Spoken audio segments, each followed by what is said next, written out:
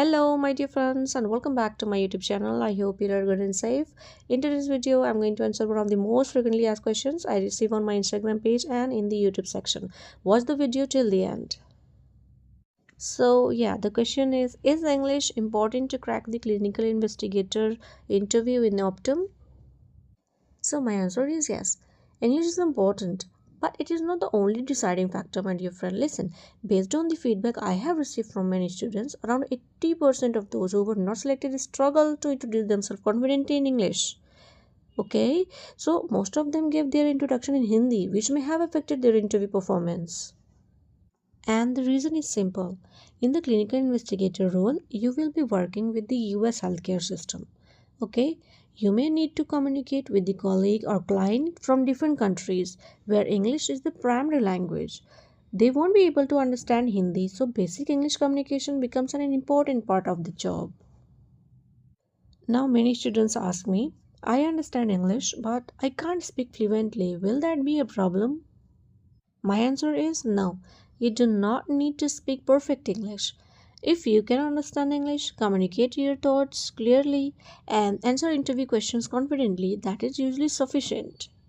Listen, my friend, in Indian healthcare setting, Hindi is commonly used. So many professionals don't get much opportunities to speak English. However, in multinational companies like Optum, communication with international teams is part of your daily work. That's why improving your spoken English is highly recommended. Now, let me give you an example. If your clinical knowledge is excellent, but you're unable to introduce yourself or communicate basic information during the HR or manager round, it may reduce your chances of selection. On the other hand, if your clinical knowledge is strong and you can communicate in simple English, even if you're not very fluent, you still have a good chance of getting selected. Of course, if someone has poor clinical knowledge, weak computer skills, and is unable to understand or communicate in English, then selection becomes quite difficult, my dear friend.